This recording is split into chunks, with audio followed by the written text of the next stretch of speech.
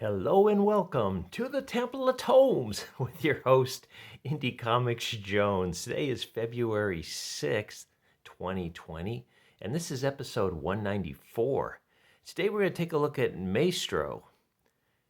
Future Imperfect is one of the Marvel tales here, is a Marvel comic, and this is a #1 issue.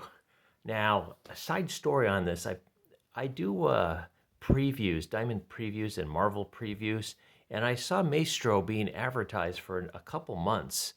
And at first I wasn't going to get it, and then I saw it in the store and said, you know what, I think I'm going to get this. Now, I made a big error, which isn't the first time in purchasing, but I thought this was the latest Maestro. This comic is actually a reprint, Marvel Tales, from '92, and I didn't realize I saw the #1 there. I figured, they'd been advertising Maestro #1, and this ain't it, kid. So I just want to mention that this one was, let's see if we can see here, $7.99. Is that right? Yeah, $7.99. And here, if I would have looked at the back, it kind of explains that it's Future Imperfect Part 1 and Part 2. It's only $7.99. It was about 100 pages. So in that case, it was a decent deal. Now, just want to say, I just recommend this for Hulk fans. I think that your typical fan picking this up will be as confused as I was. I'm assuming so.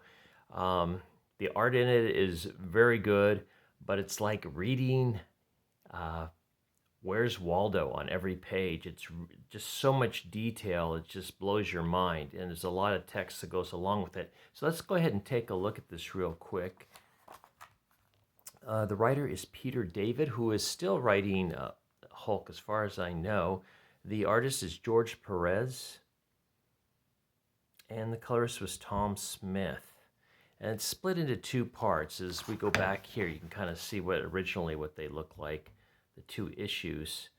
And I still have not picked up the regular Maestro. I probably will not after this. I really struggled with it. And Maestro is basically the Hulk 100 years in the future. So you get this this blurb from Ralph Macchio about the Marvel Tales and all that, and then we go right into the original cover of Maestro. So that's what threw me off. If I would have seen this, this looks more modern. So it was a big throw off for this one. And just so you can see, you can really go in. The art is really nice, but it's super detailed, and you're just looking at every nook and cranny on everything, trying to figure out what exactly you're looking at. And check this. This took me about 10 minutes just to read this page, just to figure out who was saying what and what else was going on. I'm telling you, there's a lot of pages like this that are just these Where's Waldo type pages. And there's characters in it that you think they're going to be important, and they get knocked off pretty early. The whole deal is, and we'll kind of just go through this. I mean, there's fantastic art in it here, but just so much of it, just crammed it. It's just stuff is just crammed in, just consistently. Basically, Maestro is the Hulk 100 years in the future. He's turned evil. He's been jaded. He's watched everybody turn to dust while he continues to live on. And the gamma rays have now kind of made him an evil person over time as well, on top of all that. So there's a group. He has gone to the future. He's kind of taken over this world. He rules the best parts of it, and there's a group that wants to take him down.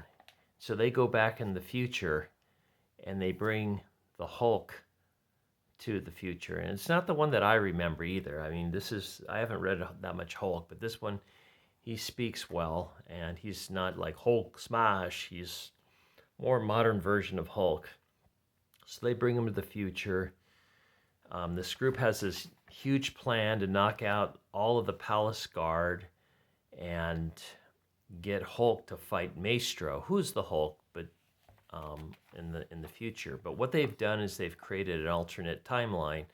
So no matter what happens to this Hulk, the other Maestro will still continue. For instance, if this Hulk decides to kill himself, in the future, the Maestro will still continue on. So, great detail, very hard story to follow. And it took me, I bought like this 4 months ago and I just finished it. And it's 100 pages. It's just really, really a slog for me. Just all the detail, looking at things, trying to pick out if I'm missing anything on the story. I typically go back and try to read the comics again after I finish it once. This one I couldn't. And about halfway through, I couldn't even remember. This was pretty cool. It's kind of a museum of all the Avengers things. But halfway through, I couldn't remember what had taken place. I didn't even remember what the goal was. And what I did to finish up is I went to the back and read it like a manga, and read it backwards. So I knew the ending and worked backwards from the ending, and then it actually worked, and I understood it, and it was really weird to do it that way. I've never read it that way, but I went all the way back to the middle section where the part 2 starts, and it all made sense. So, don't know that this cracked me up because I just read this one today. Is like, I'm getting a headache trying to follow this. This is exactly what I felt like reading this thing. It was really tough, but I did get through it.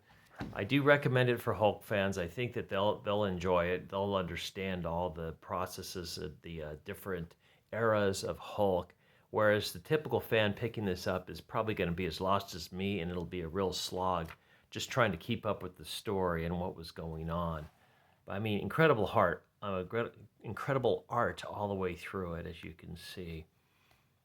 So, hope this review helps you in this decision if you've not read this before. This actually came out in 1992, if I have not mentioned that before.